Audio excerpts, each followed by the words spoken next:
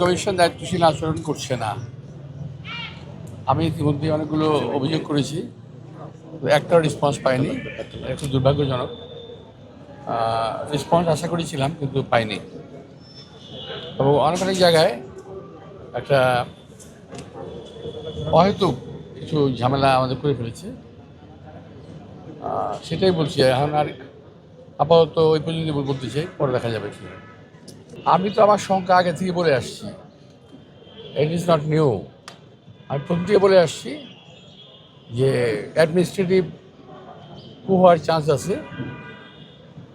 কিছু কিছু লোকের উপর কিছু কিছু লোকের ঊর্ধ্বতন মহলের দুর্বলতা আছে, তাদেরকে তারা পাশ করাবেই। পক্ষান্তরে ওই জায়গায় হয়তো বিএনপি ক্যান্ডিডেট ফেল করে দেবে। কিছু কিছু দলের জন্য এই দুর্বলতা কাজ করতেছে। এবং আমি শুনেছি, সত্য মিথ্যা আমি জানি না, একেবারেই ঊর্ধ্বতন মহলের একটা লিস্ট তৈরি হয়েছে যে এই লোকগুলোকে পাশ করতেই হবে, একটা বিশেষ দলের তাদেরকে পাশ করাতেই হবে। এবং তাদের কথাবার্তা আচার আচরণে মনে হচ্ছে যে তারা জিতে বসে আছে। এত বছর নির্বাচন করি, কিন্তু কখনোই আমরা এভাবে প্রেডিক্ট করতে পারি নাই যে আমরা জিতেই গেছি।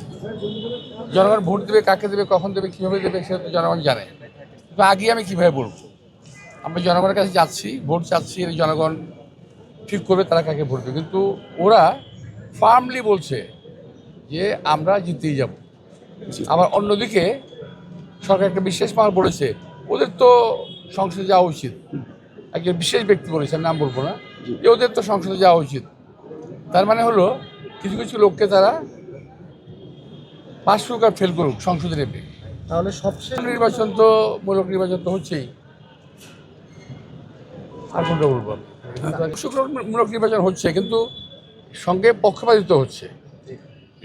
ঠিক আছে, আমি পক্ষপাতিত্বের কথা বলছি যে এই পক্ষপাতিত্বটা খুব খারাপ। এবং সরকারের একটা মহল যদি এই কথা বলে যে এই সমস্ত ছেলেদের তো সংসদে যাওয়া উচিত, ভোট পাক না পাক তাদেরকে কি তারা পাঠাবেই?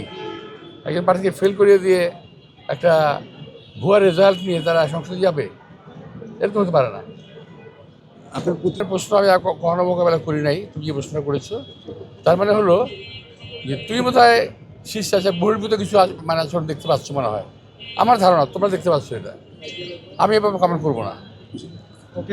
তাদেরকে অনুরোধ জানাবো, তারা যেন সকল চক্রান্তের জাল ছিঁড়ে ইলেকশনের দিন যথাযথভাবে তাদের ভোটের অধিকারটা প্রয়োগ করবে, যেটা আমরা আদায় করেছি, অধিকার প্রয়োগ করবে তারা।